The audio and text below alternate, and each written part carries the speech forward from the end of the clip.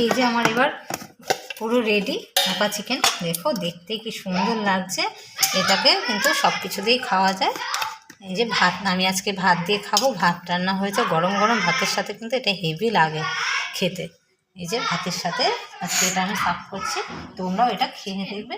রেসিপির জন্য সবারই আশা করি ভালো লাগবে। 1 কেজি 250 গ্রাম চিকেন নিয়েছি, তবে এটা বোনলেস চিকেন হলেই ভালো হয়। তো আমি এখানে বোনলেস আছে প্লাস হাড় সমেত চিকেন নিয়ে নিয়েছি। তো এই চিকেনটাকে প্রথমে আমাকে ম্যারিনেট করতে হবে। তো ম্যারিনেট করার জন্য আমি এখানে 1 টেবিল চামচ নুন নিয়ে নিয়েছি।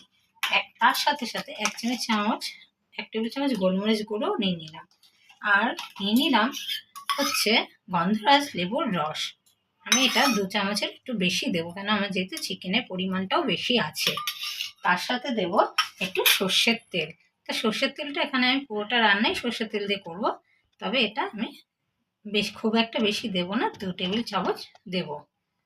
দিয়ে এবার ভালো করে এটাকে ম্যারিনেট করতে দেওয়ার পরে আমি এখানে গন্ধরাজ লেবুর এই খোসাটাকে, সবুজ খোসাটাকে, পুরো একটা গন্ধরাজ লেবুরই খোসাটাকে ভালো করে গেটারে ঘষে দেব।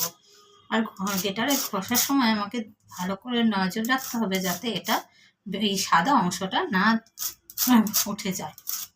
তো এইভাবে আমি ভালো করে এটা ঘষে দেবো, তাহলে সেন্টটা খুব সুন্দর আসে।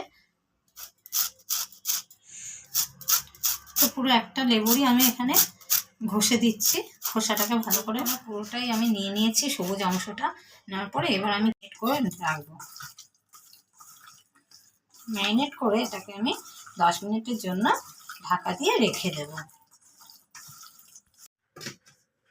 এদিকে একটা কড়াই নিয়ে, কড়াইটা গরম হলে কড়াইয়ের মধ্যে অল্প তেল দিয়ে দিলাম। তেলটা দেওয়ার পরে আমি একটা সরষের তেল ইউজ করলাম। এই দেখো নিলাম পেঁয়াজ, এই 3টে মাঝারি সাইজের পেঁয়াজ নিয়েছি, রসুন নিয়েছি কয়েকটা, মানে 1.5টার মতন, আর অল্প একটু আদা নিয়ে এবার ফ্রাই করব।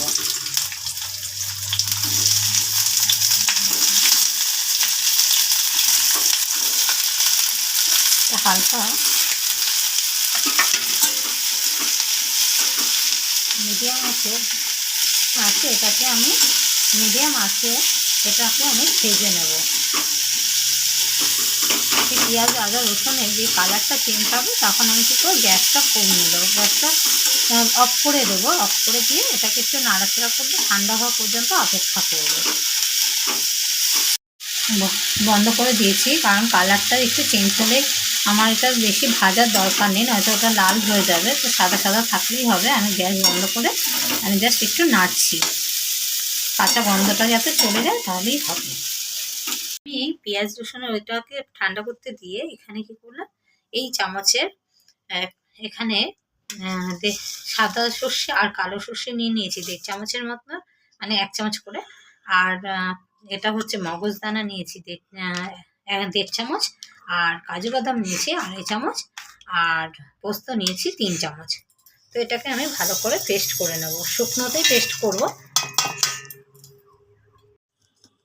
পেস্টটা হয়ে গেছে। এবার এই পেস্টের মধ্যে আমি কি করব, এখানে 100 একটু বেশি দই নিয়ে নিলাম। দইটাকে আমি জল ঝরিয়ে নিলাম, তাহলে দইটা বেশ ভালো হয়, ক্রিমি হয়ে যায়। তো এটাকেও পেস্ট করে নেবো। তার সাথে কতগুলো 7-8টার মতো কাঁচা লঙ্কাও আমি দিয়ে দেবো, দিয়ে পেস্ট করব। যেহেতু এটা টক দই, তো ব্যালেন্সটা ঠিক করার জন্য আমি এখানে একটু চিনি আর পরিমাণ মতো একটু নুন দিয়ে দিলাম। এবার ওই পেস্টের মধ্যে আমি কি করব, আগে থেকে ভেজে রাখা এই আদা রসুনের এই ফ্রাইটাকে দিয়ে দেবো, দিয়ে আবার একটু পেস্ট করে নেব। এবার আমি ভালো করে মিক্সচারটাকে করে নিয়েছি, মশলাটা একদম ভালো করে মিক্সড করে এই ম্যারিনেট করে চিকেনের মধ্যে দিয়ে দিচ্ছি। দিয়ে এটাকে ভালো করে আবার মেখে 20 মিনিটের জন্য রেখে দেবো। মিক্সচারটাকে ভালো করে আমি মেখে টেকে তারপরে ম্যারিনেট করে, এবার তখন একটুখানি নুন ঝাল মিষ্টিটা সবাই একটুখানি দেখে নেবেন, কেন আমি আমার পরিমাণ মতন দিয়েছি, তো আপনারাও আপনাদের মতন একটু দেখে নেবেন। 20 মিনিট পর ঢাকাটা খুলে নিলাম। আর এখানে একটা আমি টিফিন কোটো রেডি করেছি। এই টিফিন কোটোটার মধ্যে আমি এই চিকেনটা ঢেলে দিচ্ছি, যেহেতু এটা ভাপা বসাবো। আর আমি এখানে সবটা মনে হচ্ছে ধরবে না, তো দুবারেই করতে হবে আমাকে, যতটা ধরে আমি ততটাই দেব।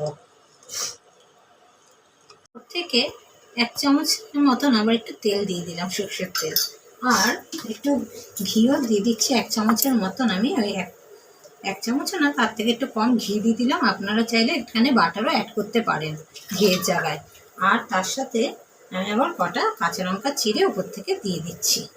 দিয়ে এবার কৌটোটা আমি আটকে দিলাম। আটকে এইদিকে আমি জলটা দেখুন ভাপে করতে দিয়ে দিয়েছি একটা স্ট্যান্ড দিয়ে। দিয়ে এবার একটা আমি টিফিন কৌটোটা এর মধ্যে বসিয়ে দিলাম। দুধ থেকে স্টার্ট করবে। এবার আমি এইটাকেও কড়াটাকেও ভালো করে ঢাকা দিয়ে দিলাম একটা থালা দিয়ে। এবার 20-25 মিনিট এটাকে আমি এভাবে ভাপে হতে দেবো।